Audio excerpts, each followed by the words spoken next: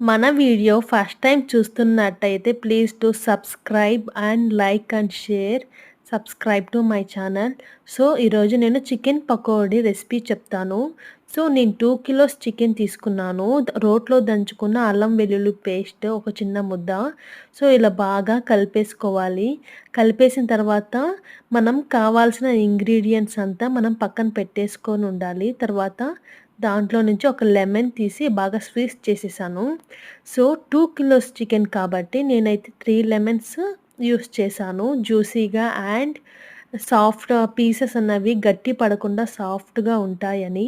So, మనం గుర్తుపెట్టుకోవాల్సిన విషయం ఏంటంటే, మనం పకోడా చేసేటప్పుడు సాఫ్ట్‌గా రావాలి అంటే కంపల్సరీగా ఎగ్స్ అయితే యాడ్ చేయాలి.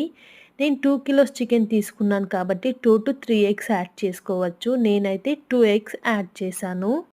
2 ఎగ్స్ యాడ్ చేసి బాగా మిక్స్ చేసుకోవాలి. ఎంతలా అంటే మనం ఆల్రెడీ కలుపుకున్న అల్లం వెల్లుల్లి పేస్ట్ అండ్ నిమ్మకాయ అండ్ ఎగ్ మొత్తం బాగా కలిసేటట్టు. తర్వాత కబాబ్ మసాలా యాడ్ చేశాను. ఇక్కడ మైదా అండ్ కార్న్ ఫ్లోర్ కొంచెం శనగపిండి యాడ్ చేసుకున్నాను.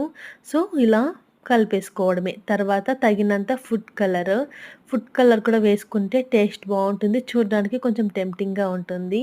అండ్ తగినన్ని నువ్వులు ఎందుకంటే పైన గార్నిష్ లాగా చికెన్‌కి బాగుంటుంది. క్రిస్పీగా ఉంటుంది. దట్ కొంచెం హెల్త్‌కి కూడా కొంచెం మంచిదే కదా!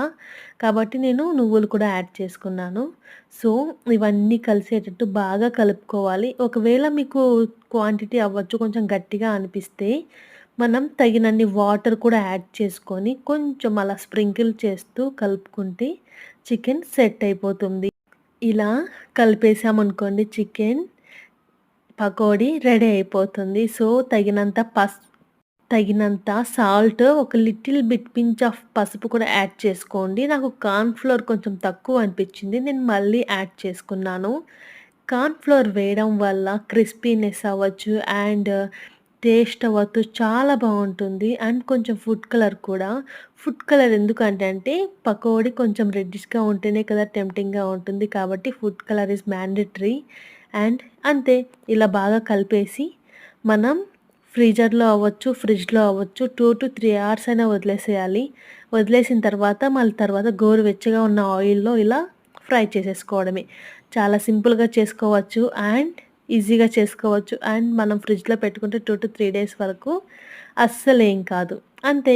సబ్స్క్రైబ్.